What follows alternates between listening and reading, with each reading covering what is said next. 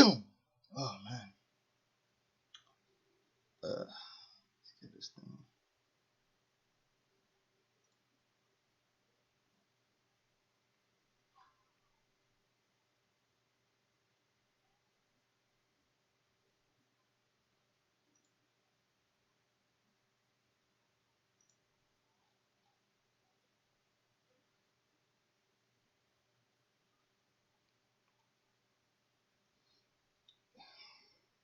Get this thing up and running.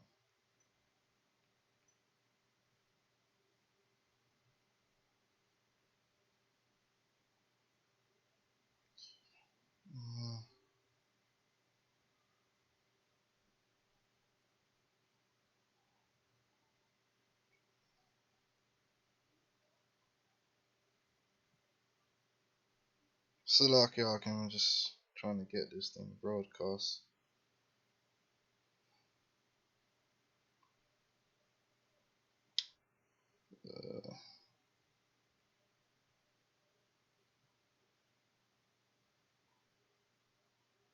Okay. Should fine.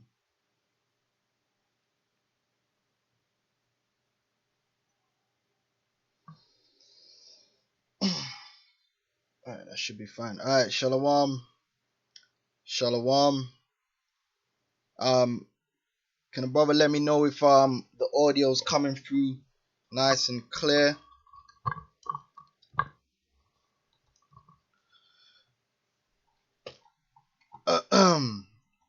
I haven't used this program in a while.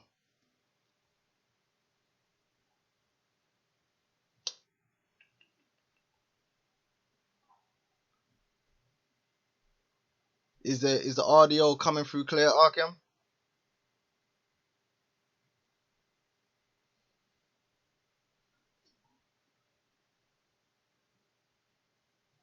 Okay, beautiful. Alright, so first, oh man, I spelled that wrong. First, I'd like to give all praise unto Yahweh Shem Yahushai, and double honors unto the apostles and elders of Great Millstone, and honors to you brothers out there in the highways and the byways teaching this word in all sincerity and in truth. Alright, before I eat. Double honors unto the apostles and elders of Great Millstone, and honors to you brothers out there and on the highways and the byways teaching this word in all sincerity and in truth. Shalom to you brothers that's listening and learning and supporting the ministry, and shalom to the sisters as well. Okay, basically I want to go into this Manchester terror attack, which you should have seen. I'm not really going to go into whether it's a false flag or not. I think we all can draw a conclusion for ourselves. Personally, I believe this is a pre-planned. You know, that's how it's going to be. These events are all pre-planned. Now, exactly how they bring them to fruition, you know, you got to look at it deeper to see exactly, you know, whether it's, you know, Black Ops teams or whether they got a useful patsy or whatever the case may be. But that's not what this video is going to be about. This video is going to be about, and at the end of the day, the agenda that's going to be pushed forward through this terrorist attack and other events of the like, which are going to increase in severity and frequency worldwide, and especially in the West, because these events serve to create the chaos required by the Edomite elite, required by them for them in their minds to achieve their new world order. Now, on a spiritual level, we know that this chaos is also that they're going to bring down is also a judgment from the Heavenly Father on the people of the world. Okay, you know, a lot of people are going to die, you know, in these in the chaos, in the death and the destruction which is shortly going to come to pass. I mean, what we saw in Manchester is nothing. It really is nothing. It's nothing more than a psychological operation. 22 people dead is really nothing. when on the grand scheme of things. But the impact as far as pushing forward their agenda is real. So I just want to give a quick overview, if brothers will allow me, on what's happened so far. And then Lord will, I'm going to go into some legislations, right, and show how you have key legislations which they have prepared since 9/11 in the UK, in America, in France, you name the country. They have all brought forward legislations in recent times which, once you add some chaos to the mix, is going to serve for the purpose of centralizing power to the state, and ultimately, which their goal to centralize power in a world government, which is the whole agenda in a nutshell. So I'm going to bring out that information. Bear with me, but Lord, will you be edified and see that this thing is real. This thing is real. This is not a joke. All right. So let me jump straight to let me share my screen, and we're gonna walk together, man. So you had this event that happened in Manchester last night at a concert. 22 people allegedly have been killed, 59 injured, many of them young people, children. That's all part of the psychological operation. Young people and children get blasted on a daily worldwide, mainly by America and Britain. But I suppose those people are of no worth.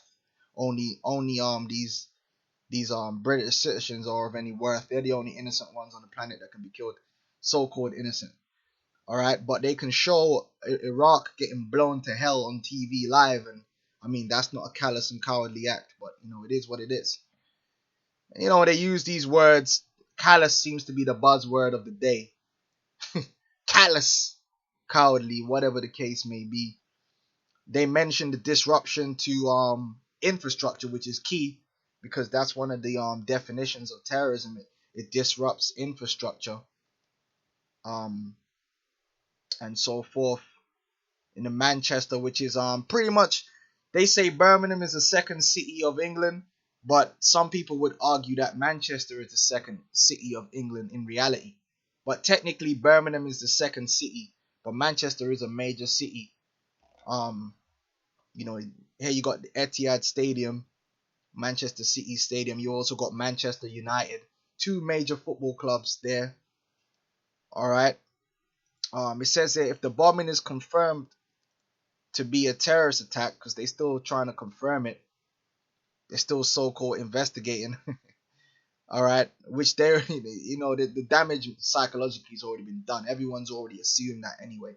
If the bombing is confirmed to be a terrorist attack, it would be the worst in the UK since 52 people were killed in London bombings of July 2005. So here it is. This attack is not even as deadly as the previous one, but nevertheless, like I said, it's going to be used to push forward the agenda.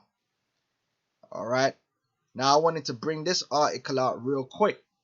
It says terror in Manchester, 3,500 potential terrorists and 400 ISIS, which you should already know that ISIS is an asset of the Anglo-American powers.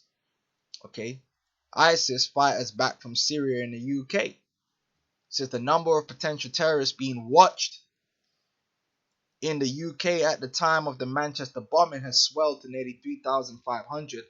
But our security services are using powers to monitor them less than they did a year ago.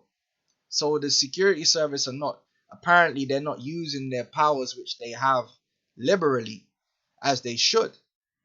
This is key because remember the agenda is all about the state receiving more powers. Okay? And like I said, when you look at all these terrorist attacks that happen all over Europe, there's one thing which is pretty much a theme of all the attacks.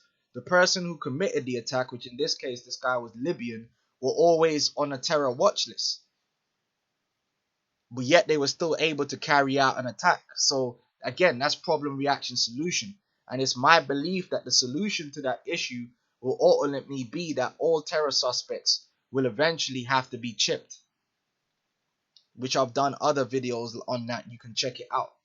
This is the agenda that they're setting up. All right, the agenda of the New World Order is to have everyone chipped and for the state to have all power, to be like the Most High.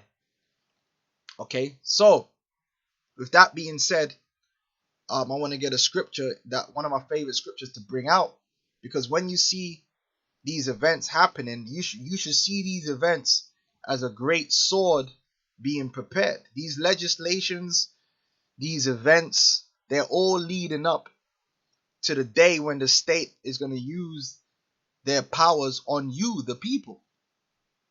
And many of you are going to die by the hands of the state, especially of you so-called Negroes, Hispanics, and Native American Indians, man. But even of his own people, Esau's going to kill many of his own people using the powers of the state. Not to mention the other issues that's going to come with that, the famine and race riots and lawlessness and so forth. All right, the chaos itself.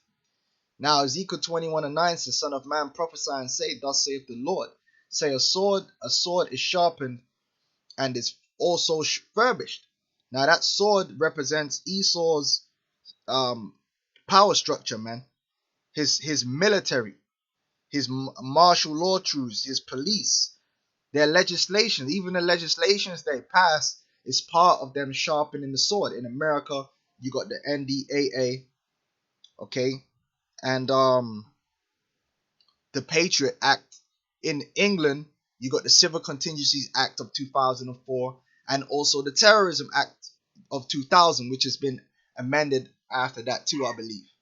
All right, these legislations are part of the sword being sharpened, mainly towards you so-called Negroes, Hispanics, and Native American Indians, and especially of those of you who have faith in Yahweh Shem Yahushai. Because if you have a belief or an ideal which is different from that of the New World Order, then you're going to be a direct target of the state in that day. All right, these things, they make it look like they're designed for Islamic terrorism, but when you actually go into the legislations mention nothing about Islamic terrorism. The legislation is very broad. The definitions are very broad and open, because ultimately these legislations form the backbone of the New World Order and complete state control and power over life and death. All right, it says it is sharpened to make a sore slaughter, because by way of the state and the military and their martial law troops, there's going to be a sore slaughter upon you Israelites. They're already deeming that the society also already deems you so-called Negroes, Hispanics, and Native American Indians to be of a criminal element in society. Now, if you notice, the brother Ramah brought it out. If I can get his channel up, the brother Ramah, the capo, the governor over here on the British Isles. I'm gonna show you his channel GMS UK. The end is nigh. He did a video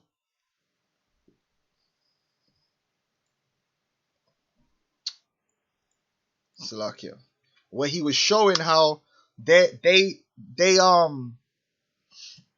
basically define these gangs now as being terrorists, which what people are associated with gangs in the media and all over. All right, that's all part of Jake being a new face of terrorism. They already been the face of terrorism. When you really break it down, Israel has always been the face of terrorism, because really and truly, what's the difference between a gang shooting and a terrorist shooting? There is no difference. All right, here we go. MS-13 gang. All right, MS-13 gang to be labeled as terrorists. So they've already, and we brought this out before over the years. We've already said that more and more these terrorist acts is going to show how broad it really is, and how, like over here in London, you got these little niggas in London, and they got these little postcode wars going on, where they're killing and stabbing and murdering each other over postcodes. Guess what? You dumb niggas in these postcode wars, You active gangs, you're going to be deemed terrorists real soon, and you're going to be dealt with like terrorists. Alright? And you can look up that stupidity known as the post-Cold Wars. Real retarded madness. Okay? So it's going to be a sore slaughter, man. Once the state ushers in this chaos and takes the power over life and death. It is furbished that it may glitter. Should we then wait mirth? Is now a time to be laughing and joking and mirthing? No, your enemy, the devil, beginning with the elites, the head Edomite, the elite Edomites, they're creating a mechanism by a way to depopulate you, to destroy and further enslave you. It contemneth the rod of my son as every tree, and he hath given it to be furbished, that it may be handled. The sword is sharpened, and it is furbished to give it into the hand of the slayer, which in this case the slayer represents the Edomite elite and their power structure which they control, which represents these various governments, these various states, which includes Donald Trump, by the way. Donald Trump is part of the power structure of the elites. The elites control Donald Trump, just like they control Theresa May, just like they control Macron. Alright, and what you will see is that no matter who goes in power, the agenda remains the same. Okay, Trump is not going to repeal the NDAA, and he's not going to repeal the Patriot Act, which both these acts completely gut and destroy the Constitution. Why won't he repeal those acts? Because those acts form the mechanism by which the New World Order is going to be established. Okay, and I'm going to show you that. Okay, that's why the scripture says this. Let me get another scripture. We are not ignorant of Satan's devices, man. Now, Satan's devices ain't talking about a mobile phone. Okay, you know what I'm saying? That ain't talking, because a mobile phone in and itself is nothing. The device is the idea and the plan that the wicked have. Just like a gun is not a device, so to speak, that is speaking about here in the scriptures, but they can have a plan for that gun. That's the device when you look up the meaning of the word. Alright, now a mobile phone is called a device, but it's not the same device as what it's talking about here in the scriptures. This is 2 Corinthians 2:11. Lest Satan, alright, which the so-called white man is Satan. He's the physical counterpart of Satan on the earth. He's that old serpent and that devil, which is Satan. Now, if you don't know that, I suggest you Google it and learn some more, because that's important knowledge to know who the so-called white man is, who the Edomites are, who the seed of the wicked is on the earth. Because if you don't know that, you're going to be caught out there, 100%. It's important, okay? Now, 2 Corinthians 2:11 says, lest Satan should get an advantage over us, alright, for we are not ignorant of his devices. And like I said, you look up the word devices, it's a thought, it's a mind perception, thought, an evil purpose, which that should take you back to the book of Psalms, where it says that they have fulfilled the diligent search. You know, that which thinks, the mind, the thoughts, and the purposes. And what is the thoughts and purposes of the global elite, which are Satan? The New World Order, which entails the mass depopulation and the chipping of the people. All right. Now, let me just check the comment boards. Psalms, Chariots of God, Psalms 94:20. Shall the throne of iniquity have fellowship with thee, which frameth mischief by a law? Yeah, and we're gonna show the mischief in the UK that they've done with these different laws, man. We're gonna show that mischief. Good scripture art.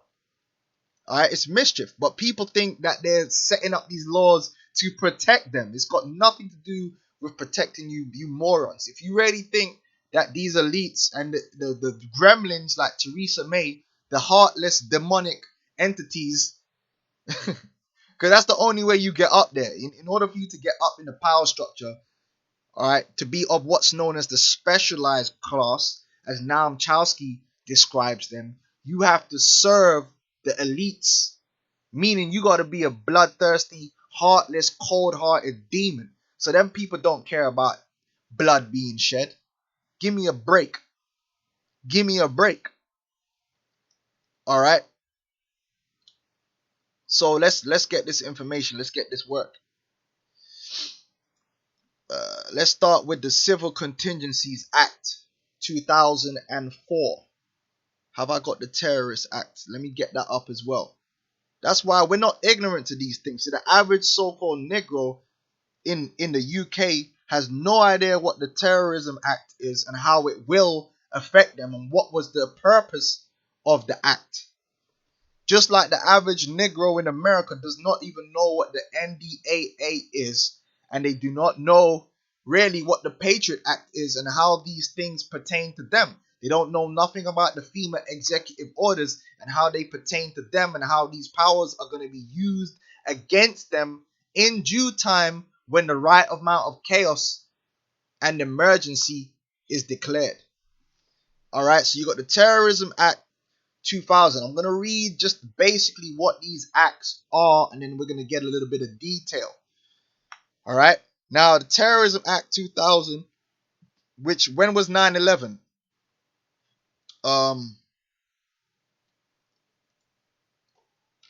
It escapes me. 9/11 was 2001, I believe. 2000, right? 9/11 was 2001. All right, so they already set this up, and I believe they amended the Terrorism Act later on.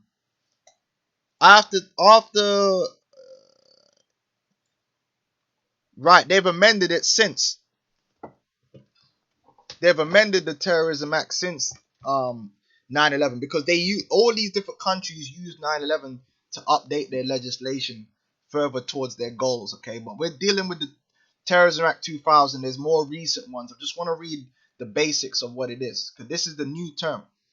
Terrorism Act 2000. Terrorism Act 2000 C11 is the first of a number of general terrorism acts passed by the Parliament of the United Kingdom. It superseded and repealed the Prevention of Terrorism temporary provisions because terrorism, the term terrorism is not a new thing. Going back to the IRA, which it came out that the IRA was set up by the British government as a reason for the British government to continue to occupy Northern Ireland. So go figure. This devil's always playing the same games, man, and people just ain't waking up to his devices, man. It said it superseded and ISIS is nothing more than the IRA. In fact, let me Google that because I think guys ain't gonna believe me.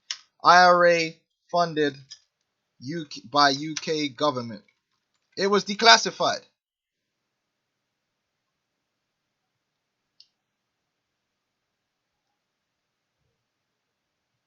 Yep. Extent of secret links between government and IRA revealed.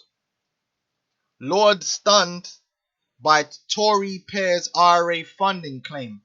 It already came out, man. It already came out. All right. Order Abkeo, baby. That's the name of the game. So let's jump back here. That's why you had a Terrorism Act before 9/11. But 9/11 allowed them to broaden it. The powers, which is what it's all about. I'm going to show you that. The reason for all this chaos is eventually it's all about the centralization of power, which is what the New World Order essentially is. The powers it provides the police have been controversial, leading to noted cases of alleged abuse and legal challenges in British and European courts. The stop and search powers under Section 44 of the Act have been ruled illegal by the European Court of Human Rights. Alright, so you got the Terrorism Act, which they amended. That's one act which forms part of this whole deal. Alright, which when you go in there and you look up the definition of terrorism, it's very broad. You could do it yourself. It's very broad and basically can apply to anyone and anything. Alright, it's got nothing to, in the terrorism acts, it's got nothing to do with Islamic terrorism, okay? The next act we're going to look at for the UK is the Civil Contingencies Act 2004. Now, this act is pretty much akin to the FEMA executive orders when you read them. It basically just gives the government power to rewrite, amend laws as they see fit in an emergency. Alright, so the Civil Continuous Act 2004 is an act of Parliament of the United Kingdom that establishes a coherent framework for emergency planning and response ranging from local to national level. It also replaces former civil defense and emergency power legislation of the 20th century. Now I want to jump to the Act. The Act is divided into 3 parts. Part 1 defines the obligations of certain organizations to prepare for various types of emergencies. Part 2, which is we're going to key in on, provides additional powers for the government to use in the event of a large-scale emergency. Additional powers. These are powers which the government does not normally have. This is the key, and this is the way they're going to try and bring in the New World Order, because that's what it is. The New World Order is pretty much additional powers, and I'm going to show you that. Now, on this section for the Civil Contingencies Act, if we go to part 2, we're going to read the part 2 emergency powers, right? In fact, let me check the comment board real quick.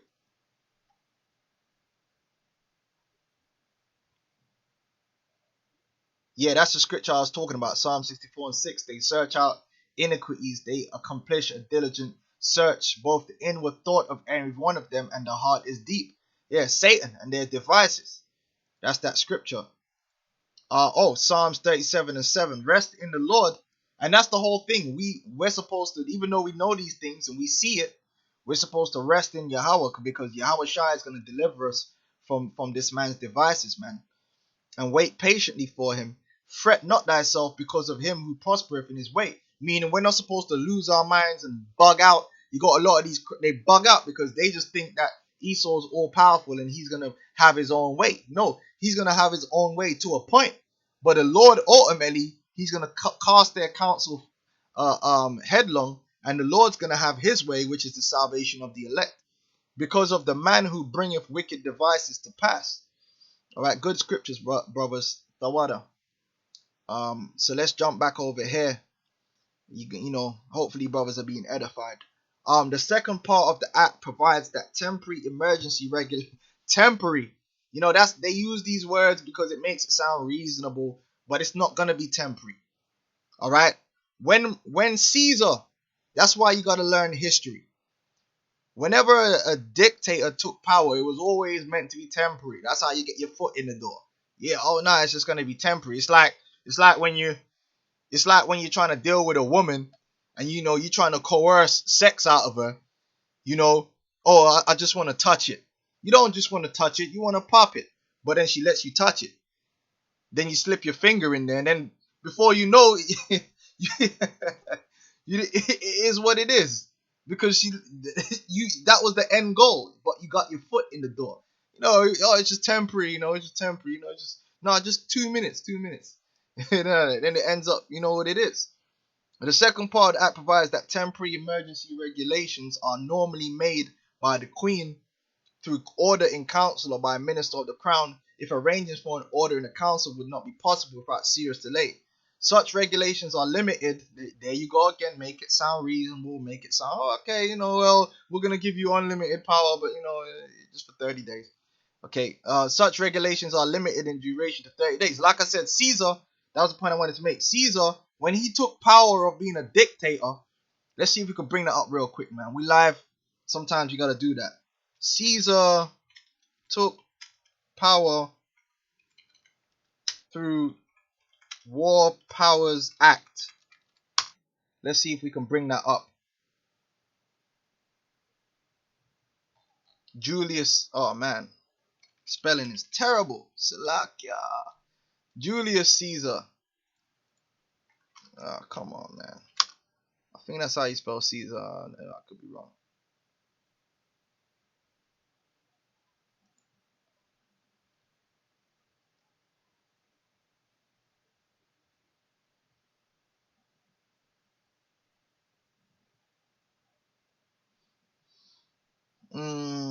see if we can get it. Julius constitutional framework.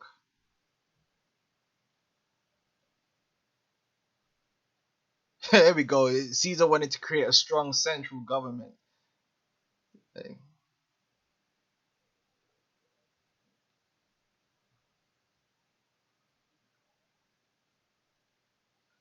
See, I'm trying to find, there's an actual law, because the first tyrant, if I see it's live, I didn't prepare it. The first guy that did it was a guy before Julius actually copied another guy that had to get killed. Caesar used War Powers Act to gain power.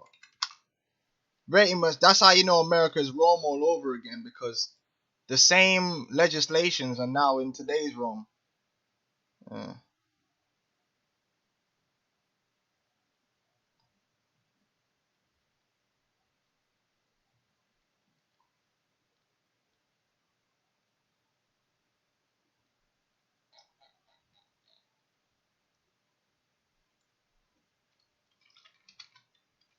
Because when he first declared himself dictator, it was supposed to be for, because basically, I mean, I'm trying to find the information for you, brothers. You might have to research it yourself. Right? Okay, good. Here it's gonna be here. Basically, the Rome had it built into their constitution. They had a democracy, but in the event of an emergency or war, they can appoint a consul who would pretty much be a dictator for the duration of that emergency, and it was supposed to be temporary for like a year, but pretty much Caesar made it forever. He kept renewing it. After a year was ended, he would renew it, and then eventually, it was just, look, man, let's just do it forever.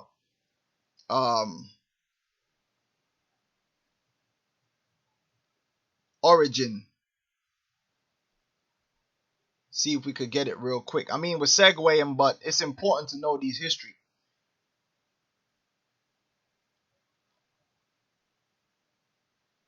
Right. So here it is. It says nomination. Okay, the appointment of a dictator involved 3 steps. First, the Senate, which that should sound familiar, all right, would issue a decree known as the Senatus Consultum, authorizing one of the consuls to nominate a dictator. Now, this is in Rome, which was supposed to be a democracy, but they had this built into their legislation, which is built into the legislations of these other societies that rise up from Rome. Technically, a senatus consultum was advisory and did not have the force of law, but in practice it was nearly always followed. Either consul could nominate a dictator. If both consuls were available, the dictator was chosen by agreement. If they could not agree, the consuls would draw lots for the responsibility. Finally, the commotia curiata would be called upon to confer imperium on the dictator through the passage of law known as Lex Curiata de Imperio. A dictator could be nominated for different reasons or causa. The 3 most common were gerendo, I don't speak Latin, okay? I'm doing my best. Gerende causa, for the matter to be done, used in the case of dictators to appoint to hold a military command against a specific enemy. Comitorium habendorum causa, for holding the comitia or elections when the consuls were unable to do so. And clavia vigende causa, an important religious rite involving the driving of a nail into the wall of the temple of Jupiter or Optimus Maximus as protection against pestilence. Other reasons include seditionis sedande causa, to quell sedition. Now that's going to come into play, baby. That is going to come into play again in Rome today. All right, these things are nothing new. There is just nothing new, baby. And Julius Caesar used these powers to perfection to become the first Caesar. Ferrarium constituendaram causa, to establish a religious holiday, blah blah blah. Roman games, whatever. All right. Now, I wonder if it should mention Caesar.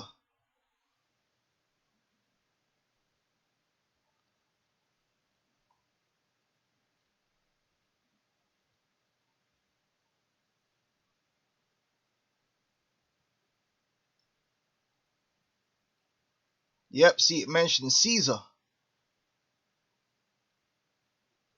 Yeah, Sulla. I think this was the guy here. He was the first one to do it, and I think they had to put his ass to death. And that's where you got to get the word tyrant from. All right, so there was a big history between. There was a whole reason why Caesar was eventually put to death, because the ideal of Rome was not to have a dictator, you know. But Caesar, being the opportunist that he was, he lusted for that power, and he took that power. And that's why Brutus, who his family line went back, way back in Rome, Edomite, they all set up to kill the guy because they called him a tyrant. And that was going back to this guy Sulla, who was the guy before Caesar who tried to do the same thing. Lucius Cornelius Sulla. Cornelius. It says, for the next century, Rome's ordinary magistrates and pro-magistrates successfully carried out on all Roman campaigns without the need for a dictator. The office fell into obedience. Then in 82 BC, so this is before Caesar, the dictatorship was suddenly revived by Sulla. Sulla, already a successful general, had previously marched on Rome and taken the city from his political opponent 6 years earlier. And that's why, like I said, this leads into Julius Caesar and what he did. But after he permitted the election of a magistrate for 87 and departed to campaign in the east, his enemies returned. In 83, he turned his attention to regaining Rome, and after defeating his opponent decisively the next year, the Senate and the people named him Dictator Ligibus Faciendis et Republicae Constitutandi, whatever, giving Sulla the power to rewrite the Roman constitution. Now, does this sound similar to the Patriot Act, the NDAA, the Civil Contingencies Act 2004, the Terrorism Act? Yes, it's the same thing being regurgitated all over again without any time limit. Sulla doubled this, so eventually there was a time limit, but eventually he took the time limit off, which Caesar did the same thing, and then the Caesars that came after him did it. Sulla doubled the size of the Senate from 300 to 600, filling its ranks with his supporters. He then placed severe limits on tribunican power, limiting the veto and forbidding ex-tribunes from holding higher magistrates. Blah, blah, blah, blah, blah, blah, blah, blah. It says the dictatorial power was then granted to Caesar in 49 BC when he returned to Rome from his campaigns in Gaul and put the forces of Pompey to flight. He resigned the dictatorship after only 11 days, having held the comitia at which he himself was elected consul for the following year. Late in 48, Caesar was named Dictator Regrande Causa with a term of 1 year. That's that temporary that I told you about. And granted, and Trump is going to get that power, man. We believe Trump is going to get that power. I'm not sure. These different leaders of these different nations, they're going to get this power again. And they're going to use it like what Caesar did. And Caesar put hell. He brought martial law. He had his troops on the streets. And if you disagreed with Caesar, that's why they had to plan in secret.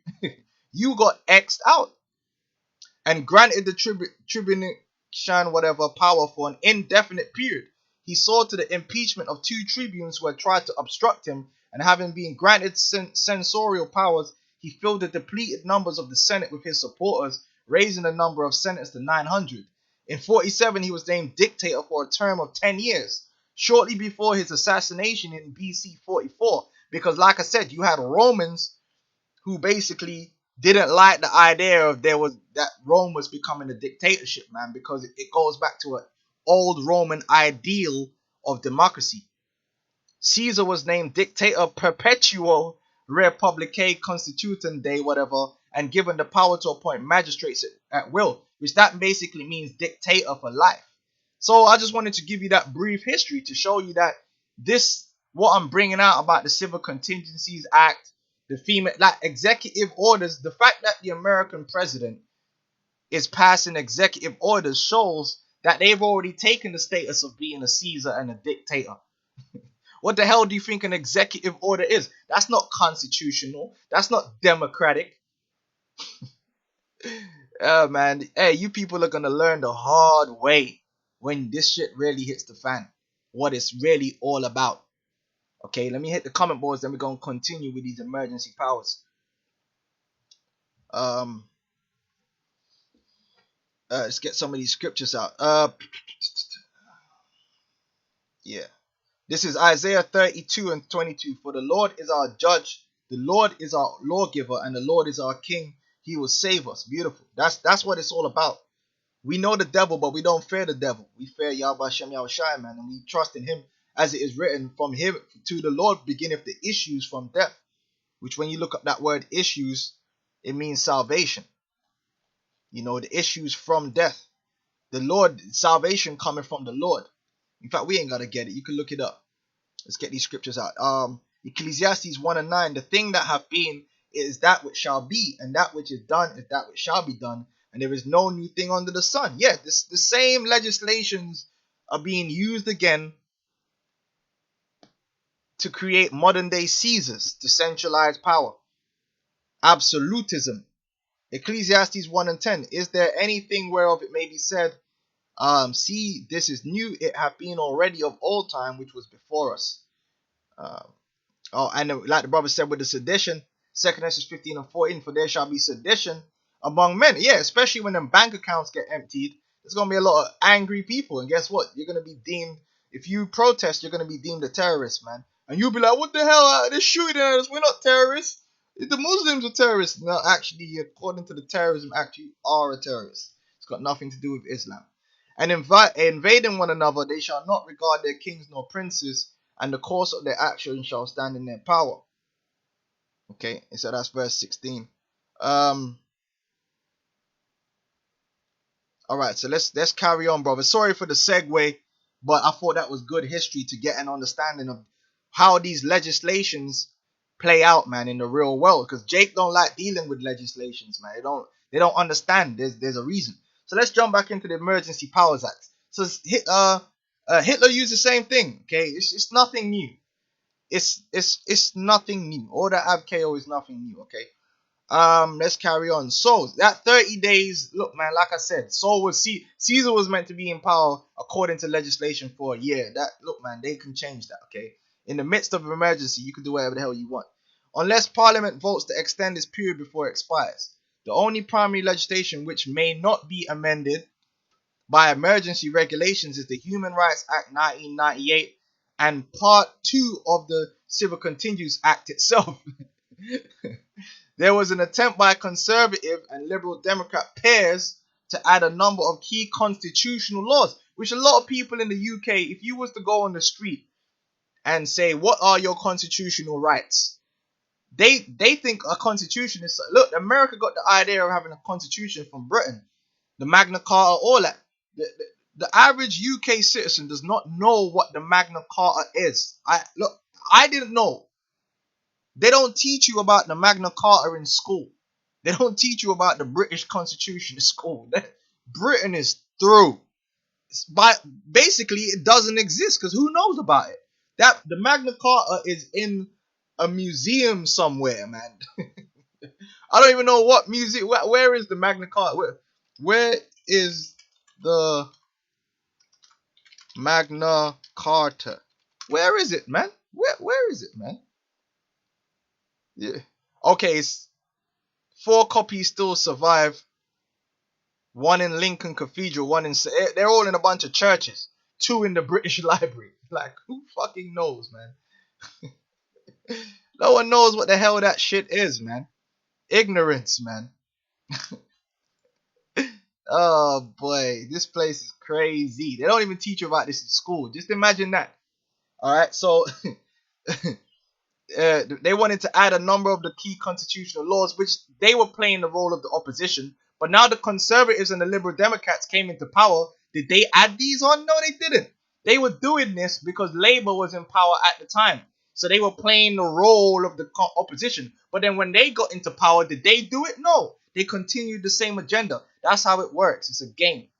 There was an attempt by conservative and liberal Democrat pairs to add a number of key constitutional laws to the exemption list during the bill stage, but this was unsuccessful. You're damn right, because that's not the agenda. They tried to protect these laws from emergency regulation. Habeas Corpus Act 1679. The Bill of Rights Act 1689. These are all gone. Goodbye in any emergency. Bye-bye, gone. Woohoo! Whoopsie! The clause in the Parliament Act 1911 that limits the duration of Parliament to 5 years, which was in itself a partial reversal of the terms increase provided in the Septennial Act 1715 from 3 to 7 years. Whoopsie! Gone. Act of Settlement 1701. House of Commons Disqualification Act 1975. Life peerages. Gone. House of Lords Act 1999. Gone. Okay. Now, in regards to the Human Rights Act, look, man, that's going to be gone real soon any damn way. That's what this whole Manchester thing is all about. They'll start crying, oh, the human rights is getting in the way of us making you safe. You know, we got to get rid of this human rights so we can keep you safe. We want to keep you safe, so we want to get rid of your human rights. The terrorists are hiding behind human rights.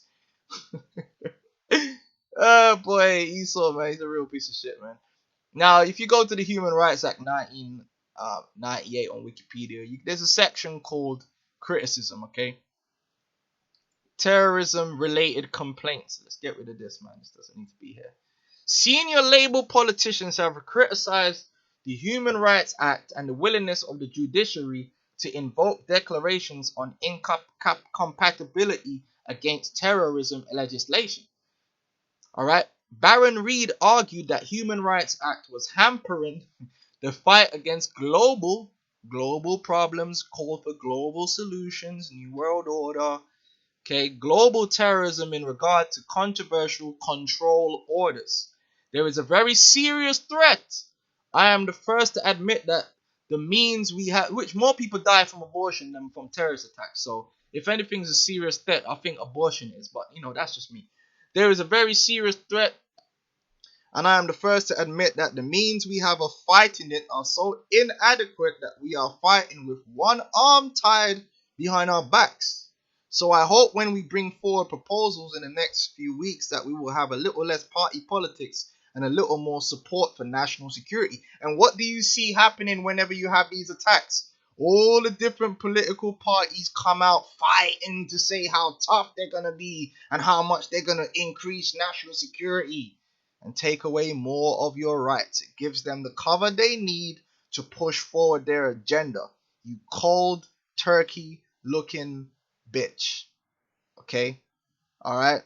That's just what it is. Now, what I want to do before we get to the Cobra, I want to get this particular article, but I'm going to read down. Yeah, let's deal with this. This is a very good article. Let me get the comment board. Who the hell is that? There we go. Another guy coming on there. No one died. False flag, you stupid people. Again, this ain't. We're not concerned with who died and who didn't die. Okay, so you're the one that's stupid. You should learn to listen. All right, before you comment. All right, and if you continue to make stupid comments, I'm just gonna block you. But this is a serious forum, okay, for serious discussion.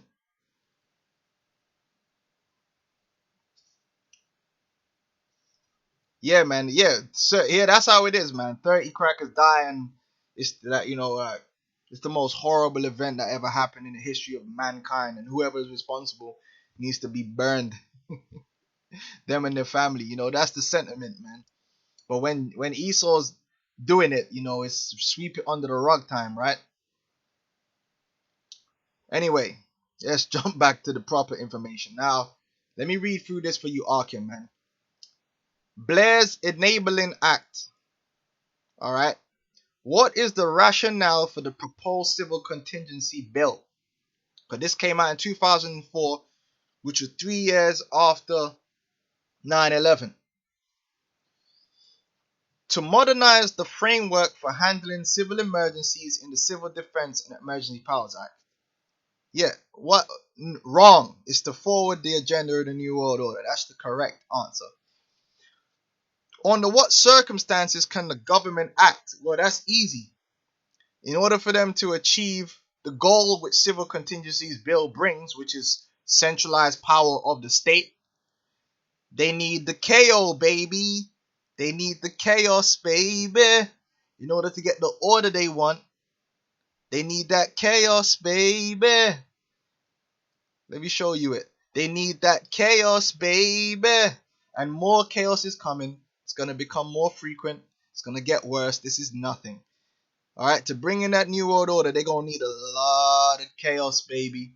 And it's coming. It's coming. And it's when it starts pouring out, it's the plagues of the Lord. It's going to pour out thick. It's going to pour out heavy. And you're going to look back and wish only 22 people died. Because how many people are going to be dying on these streets all over the world? Like my man Darkseed said, that the streets shall be filled with the blood of billions. Hey, my man Darkseed, boy. That's one of my favorite characters, man. The sky shall rain fire. The seas shall turn to blood. No, the way he said, the seas shall boil and the streets shall run with the blood of billions. Anyway, that chaos, baby. You know, that economic collapse. You know, terrorist attack / World War III, baby. That's what's coming. That's what, and it's all prophesied in the scriptures, baby. Alright, let's jump back over here. It says, under what circumstances can the government, the state, act? It says the bill empowers it. Let me get this nice and big for you, brothers, because I really want you to see this information because it breaks it down really well. Can I zoom in a bit more?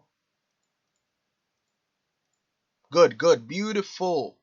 The bill empowers, which is the whole purpose, it to make emergency regulations where this might prevent.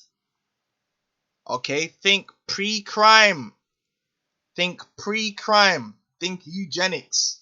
It's all gonna come back in a bad way for you so-called niggas, because they're already saying that they're bringing back out that they used to say that genetically you can be predisposed to be a criminal or to be stupid. That was the early eugenics, and that was aimed at you so-called Negroes, but then it took a nosedive. They're actually bringing that back up to the surface and trying to use genetics, their hyper knowledge of genetics, to back that up, man. So if you want to prevent emergencies, which is like terrorism, which terrorism is the same as crime, and you're saying that so-called Negroes, Hispanics, and Native American Indians genetically are predisposed to crime, I wonder what preemptive action you should take. Right, where this might prevent, control, or mitigate. Now think about the mark of the beast. Some aspect or effect of an emergency. Okay, if you're having terrorist attacks and you got all these terror suspects that you cannot possibly track and trace all of them, to mitigate that, it is best to chip all of them and have a computer algorithm watch their every move. Yeah, boy. All roads lead to the chip. An emergency is defined in if you got an immigration and refugee problem, and you don't know which one of these refugees is a terrorist or not. Once they enter the country, it's hard to keep track of them. Well, it's going to be pretty easy to keep track of them if you chip them on spot. That's what's coming, baby. An emergency is defined in terms of perceived threats to human welfare. Yes, people, Esau cares about human welfare while he poisons the water, the air, and the earth. Right? The environment of the security of the UK. Threats to human welfare are widely but not definitively listed and might concern human life, which apparently does not apply to babies in the womb. Human life, health, safety, or housing, other essentials of life, food, water, energy, and fuel, disruption to transport, the finance system, or communications networks. Think of cybercrime, damage to property. However, an emergency need not actually exist in the UK. So, they can usher in chaos in the Middle East or any of these regions, alright, in America, and they can still institute these powers in the UK preemptively. That goes back into National Level Exercise 2009, which is hard to get information on it now. They've took it off the website. But when you go on into the National Level Exercise 2009, I did videos on it back then. Part of the information was that it was training the different governments on a national and local level how to deal with a threat not only in America, but also if the threat were to happen in any of America's allies or anywhere in the world, and how they would respond as if the event actually happened in America. So if, say, let's just say there was a pocket nuke and it went off in Paris, America would treat that event as if it happened in America and use the full power of the state to prevent it happening in America. Hey man, they got it all set up with these legislations, boy. And they're going to make it happen. They're going to get it popping. Revelation 12 and 12. However, an emergency need not actually exist in the UK. Anything within the remit of threatened emergencies is covered. Arbitrary events or situations meeting a perception can be used as a trigger for action. These events or situations can be abroad or in the UK. The term security is undefined as usual. Its use in EU circles covers economic stability, economic collapse is one of them emergencies, and diplomatic activities, as well as military and intelligence matters. There are references to terrorism, but the government has already craftily reinterpreted the definition of terrorism in the Terrorism Act 2000 to include bans on protests in the Greater London area that were unrelated to an objective threat. What did I tell you, man? When you go into these terrorist acts, they're very broad and apply to any and anything they want it to apply to.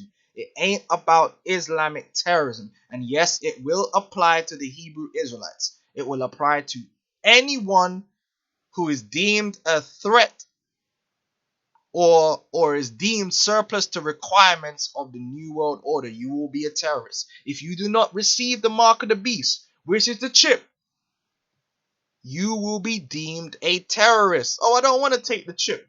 I just want to be a citizen. Nope. You take the chip or you are a terrorist. That is what's coming.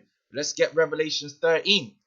That is what's coming. That's going to be the choice. If you want to be an American citizen, if you want to be a French citizen, if you want to bask under the shadow of the state, of the beast, of the powers that be, you are going to be required to receive a mark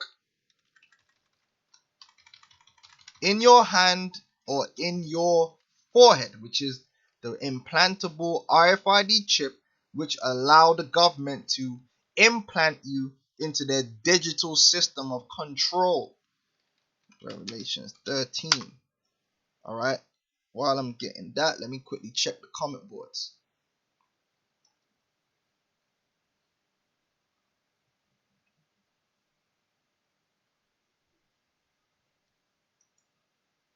Yeah, Taza marked the bar, pressure from above, pressure from below. It's the same shit, man. Same shizat. Right, let's get Revelation 13. And it's playing out, man. Look, man, I mean, Lord will, me and Ariella, we're going to do an algorithm.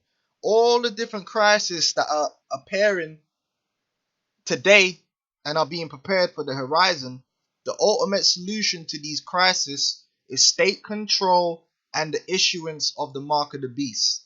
All roads lead to the mark of the beast, whether you're talking about the immigration crisis, economic crisis, terrorist crisis. It don't matter what the hell crisis you're talking about, man. The chip is going to be involved. State power is going to be involved. All right.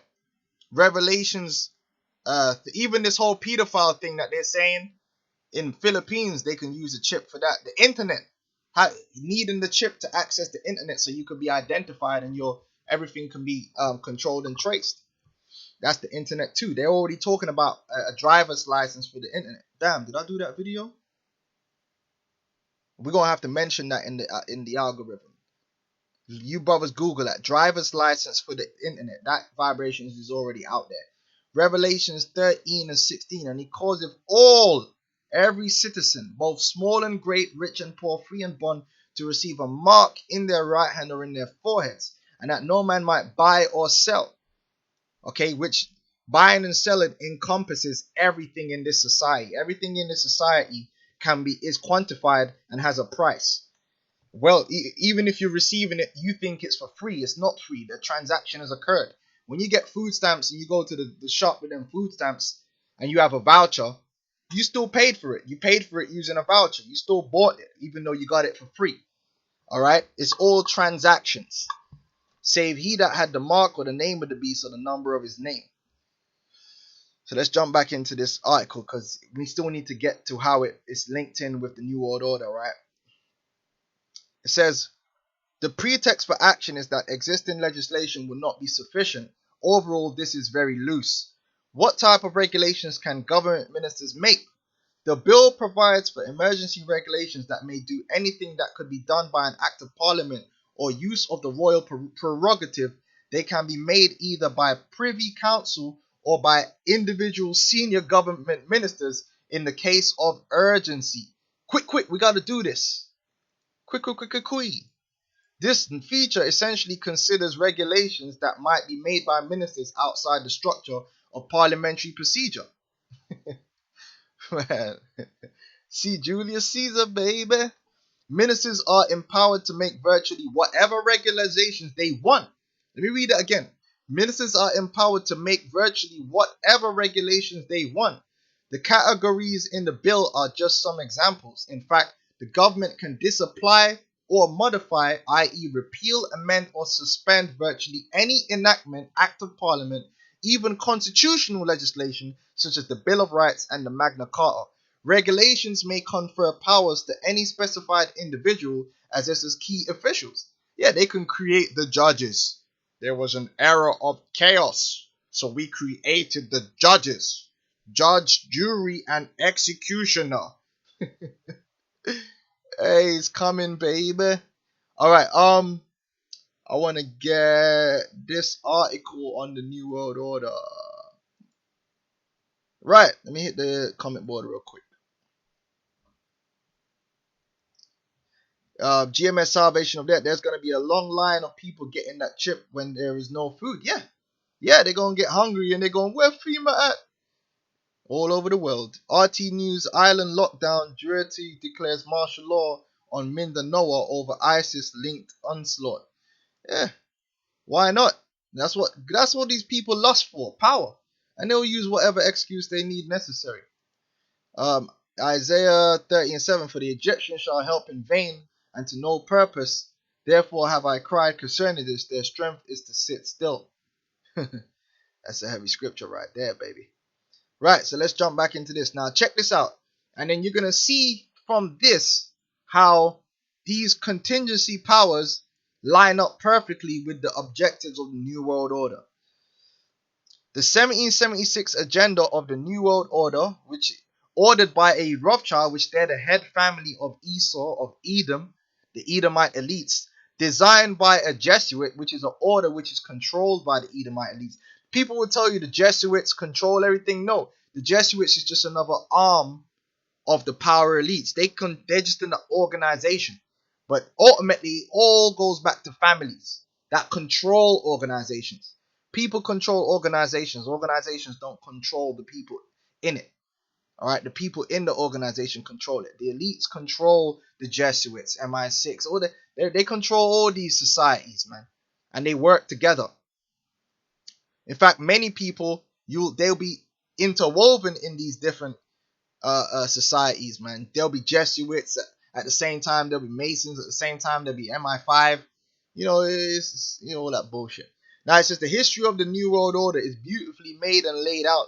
Besides being very comprehensible and getting to the salient points, it's being compiled by Michael's Journal of Catholic Patriots for the social credit monetary reform through the education of the population and not through political parties. It lists 7 objectives. The abolition of all ordered governments.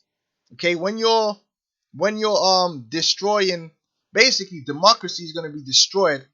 Right? They abolish the way of government to bring in a new way of government, which they control completely. That's the one world government, which that's going to happen through World War III. That's the ultimate thing that's going to consolidate the power over all the nations. Abolishment of private property. Remember this one. There will be no private property. That's what martial law is all about. We're going to see that. The abolition of private property. The abolition of inheritance. Mainly the inheritance of Israel, of Jacob. the abolition of patriotism, having allegiance to a thing which is old, an old ideal. They don't want you to have an allegiance to any old ideal. They want you to have an allegiance to the new ideal, which is the New World Order. So patriotism has to go. All right. Abolition of the family. Everyone is, and that's already begun. A family is a business. It's a unit. The head of that family is the father. Then you have a mother or a series of mothers. Okay, because a man can have more than one woman in his household, more than one wife. The father is the head and the pillar. All right, the patriarch.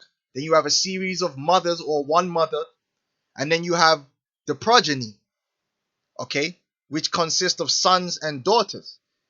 All right, father, mother, son, daughter. Now you don't have that. You just have people, persons. You have a parent, parent 1 and parent 2. They don't put mother and father no more. That's part of destroying the idea of a family. You are just an individual. That's all you are. You are a number which is assigned. Abolition of religion. And when it means religion, it means the religions of old. There's going to be a new religion, which is going to be the worship of the elites, the worship of the state, the creation of a world government. Now, how can all these things be done? Let's go back to this. Order ab chaos. Now, let's read what it says here can be done under the Civil Contingencies Act. The more drastic possibilities include confiscation of property with or without compensation. Now, didn't we just read one of the goals of the New World Order is the end of private property? Destruction of property, animals or plants with or without compensation. Deployment of armed forces. Forced movement to or from a place. Forcing a person to act without remuneration or compensation. Prohibiting assembly. Prohibiting travel. Or virtually any other activity. Okay? What other actions could be enabled by the bill? Possibilities not mentioned could include imposing taxation or compulsory ID cards or implantable RFID chips. You see? Restricting the freedom of the press, which that's already been set up. That's why Donald Trump pushed that thing out there about fake news. Now, if there's fake news and everyone's accusing the mainstream media, which is private, of fake news, and they're also accusing the alternative media of fake news, please tell me what the solution to that is. Well, it means that the government is going to have to nationalize the media in order to control and make sure there's no fake news. Duh!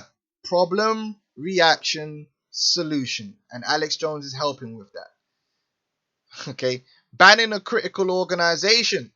That includes religions, because religions are now organizations too.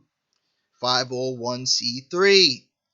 Neutralizing the House of Lords as a brake on government power to act, or even handing over powers to a foreign power or armed force like the UN. So you can see here how the Civil Contingencies Act plays right into the hand of the New World Order agenda, and how in order to trigger that they need chaos, and they're building up to it.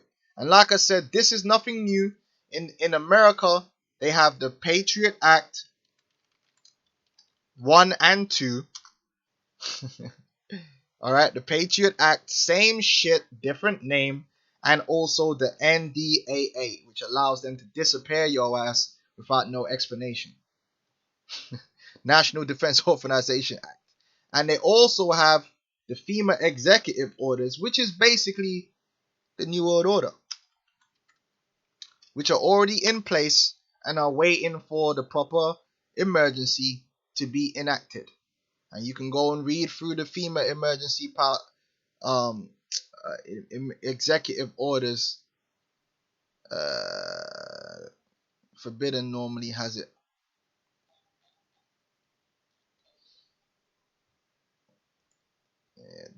And you can go read through them for yourself. It's the same shit. Seizure of all communications media in the United States. Seizure of all electric power, fuels, and minerals, public and private. Seizure of all means of transportation, including personal cars, trucks, or vehicles of any kind. So that's all your cars, Mayweather. Everything you own, Mayweather, is going to be taken by the state eventually. And total control of the highways, seaports, and waterways. Seizure of all American people for workforces under federal supervision, including the splitting of families if the government finds it necessary. Seizure of all health, education, and welfare facilities, public and private. Empowered the Postmaster General to register all men, women, and children in the U.S. in RFID chips. Seizure of all airports and aircraft. Seizure of all housing and finance authorities to establish forced relocation designated areas to be abandoned as unsafe. It's the same shit that's in the Civil Contingencies Act. Seizure of all railroads, inland waterways, and storage facilities, public and private. Signed June 3rd, 1994 by President Clinton, encompasses all the above executive orders which Donald Trump will not rescind, he will not get rid of. He will more likely be the first president to use all these powers when the correct chaos, baby, is brought forth. And this is leading up to that. Alright, so hopefully brothers were edified. And like I said, man, the only thing that's going to save you from these things which are about to come upon the face of the earth is faith in Yahweh Shai, okay? Let me see what scriptures brothers have put up, then I'll sign out, man. I know brothers have been patient. This is Isaiah 30 and 7. We already read that. Isaiah 31 and 1. Woe to them that go down to Egypt for help and stay on horses and trust in chariots because they are many, and in horsemen because they are very strong. But they look not unto the Holy One of Israel, neither seek Yahweh. Yeah. And that's going to be the 2/3 of our people, one way or another, are going to seek unto another power, which is not the Heavenly Father. And a lot of our people, they going to want to take the chip. They're not even going to be able to. They're going to die without the chip any damn way. In the race riots. And some people are going to be trying to get to a FEMA camp and get killed. Or they might not want their ass. Nigga look too much like a gangster. They just shoot your ass anyway. It's going to be terrible, man. Alright. Luke's beautiful. Luke 6:25. Woe unto you that are full, for ye shall hunger. Woe unto you that laugh now, for you shall mourn and weep. Yeah, this ain't, hey, that says a whole lot. So, with that, I wanna close up by saying, just because you're you see, we bring out a lot of information on America because America is the focus point of the scriptures. But ultimately, whether you're in France, the UK, Belgium, or any of these different countries around the world, I mean, Jamaica, I don't care where you are, these legislations are there. And then you brothers in different countries, you should look these legislations up and bring it out and show the people how they are preparing to bring in chaos to enact these legislations, man. I'm showing you right here that the same shit they got in America, the NDAA, the FEMA, they've got it here in the UK. They just have it under different names. And what's her name? Theresa May, that demon. Every time one of these things happen, they have the Cobra meeting. Well, the Cobra team is going to be the one that's going to instill all this. What is Cobra? It's actually COBR, but they call it Cobra. I mean, come on, man.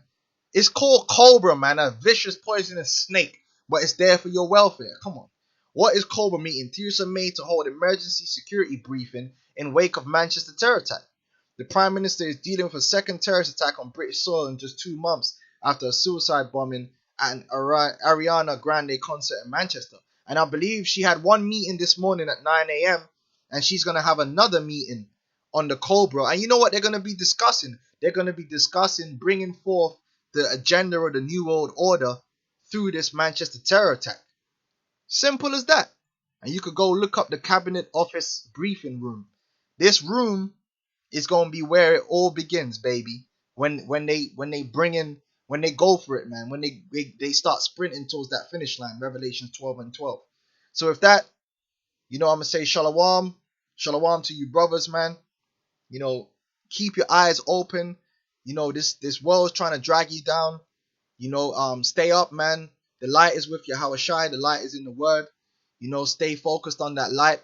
You know, we almost out of here, man. May the Lord be with you, man, and strengthen you in the name of Yahweh Shem Yahushai. And death to our enemies in the spirit, Yahweh Shem Yahushai. May the Lord judge this world. Shalom.